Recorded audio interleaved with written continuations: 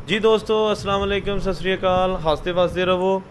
ਅੱਜ मैं मौजूद हाँ पसरूर शहर ਦੇ ਵਿੱਚ ਗੁਰਦੁਆਰਾ ਸ਼੍ਰੀ ਪਹਿਲੀ ਪਾਤਸ਼ਾਹੀ यानी कि ਇੱਥੇ कहा जाता है कि बाबा गुरु नानक साहब ने ਇੱਥੇ क्याम ਕੀਤਾ ਸੀ ਜਦੋਂ ਉਹ ਸਿਆਲਕੋਟ ਤੋਂ ਆਏ ਤੇ ਇੱਥੋਂ ਉਹਨਾਂ ਨੇ ਆਪਣਾ ਆਖਰੀ ਸਫ਼ਰ ਕੀਤਾ ਕਰਤਾਰਪੁਰ ਵਾਲੀ ਸਾਈਡ ਨੂੰ। ਤੇ ਉਹ ਪਹਿਲਾਂ ਉਹਨਾਂ ਨੇ क्याम ਕੀਤਾ ਸਿਆਲਕੋਟ ਵਿੱਚ ਬਾਬੇ ਦੀ ਬੇਰੀ बड़ा मशहूर एक महल है उत्थे। और उस दे बाद फिर वो जब पसरूर आए तो यह वो एरिया है जितों सियालकोट तो तुसी नारोवाल जाते हो तो रस्ते पसरूर सियालकोट रोड ते बड़ा चविंडा फाटक का एरिया है, मशहूर एरिया है। इत्थे कोई तकरीबन कहा जाता है कि 4 कु मुरब्बे जमीन सी जिहदे विच एक मुरब्बे दे विच बेरियां दा बाग लगाया सी।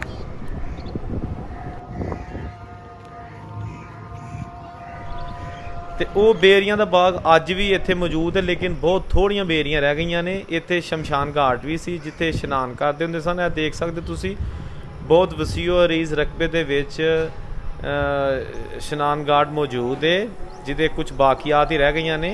अज इहदे विच सिर्फ एक गंदे पानी ने जगह लै लई है तो बाकायदा तौर पर इहदी बाकायदा देखभाल ना होने की वजह ना ये अपनी असली शक्लो सूरत खो बैठा है। यह वो दरवाज़ा है जिहड़ा पवित्र दरवाज़ा जिहदे विचों दी लंघ के ते दर्शन ड्यूटी जिहड़ी है ना उत्थे जांदे सन। और कहा जाता है कि यह दरवाज़ा महाराजा रणजीत सिंह के दौर में बनिया सी। और बस दरवाज़ा ही तकरीबन गुरुद्वारा श्री पहली पातशाही जिहड़ा इत्थे बाकियात रह गई ने उहदे विच दरवाज़ा ही एक बचिया है, भी टुट फुट का शिकार है। छोटी छोटी इहदे च इट लगी है। इस इट नूं मुगलियाई दौर की इट कहा जाता है, यानी कि बहुत पतली इट होंदी है। तुसीं शाही किले जाओ या किसी और मुगलियाई बिल्डिंग देखो तो यह इट उत्थे पाई जाती है। तो यह इत्थे कुछ एरिया है जिहड़ा तुसीं तुहानूं नज़र आ रहा जिहड़ा इत्थे बचिया है। 4 चफेरे इमारतां बन चुकियां ने और अंदर फसलां उगाईयां ने। बेरियां दे दरखत बहुत हद तक जिहड़े ना वो इत्थों ख़त्म हो गए ने। कहा जाता है कि बाबा जी ने जो इत्थे क्याम किया सी अपने सफ़र के दौरान तो उन्होंने इत्थे एक बेरी का बूटा भी लाया सी।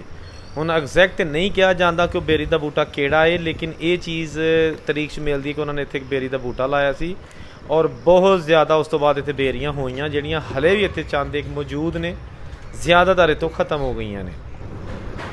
यह वो शमशान घाट के मनाजर तुसीं देख रहे हो जिहड़ा एक गंदे जोड़ की तब्दील हो चुका है। पानी ना भरिया लेकिन ये साफ पानी नहीं हैगा। यह सीढ़ियाँ भी इत्थे दियां नज़र आ रही ने तुहानूं। यह सीढ़ियाँ इत्थों दी लोग डेफिनेटली उस दौर ते चढ़ के ते उत्ते आंदे होणगे पवित्र हो के। दोस्तों इहो ही शमशान घाट है। इत्थे एक दौर दे विच बहुत वड्डा विसाखी का मेला लगदा हुंदा सी। लोग इत्थे आंदे हुंदे सन, दूर दराज के पिंडां तो दूर दराज के इलाकों चों विसाखी मनाउण इत्थे आंदे हुंदे सन। और विसाखी दे विच लोग फिर पानी च नहांदे भी ने। एक अपनी उन्होंने रस्म रिवाज ने। तो यह जैसा तुसीं देख सकते हो एक बहुत वसीओ रीज रकबा सी इत्थे। और हौली हौली बहुत थोड़ी ज़मीन रह गई है।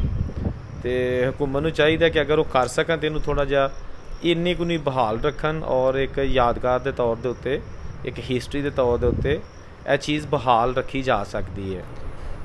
जैसा कि नाज़रीन तुसीं देख रहे हो यह वो सीढ़ियाँ ने शमशान घाट नूं जाण वालियां, उन्हां दा थोड़ा जिहा वजूद बाकी रह गया। और बहुत ज़्यादा जड़ी बूटियां घाह बूट उगा है, उस दे बावजूद निशान हले बाकी ने।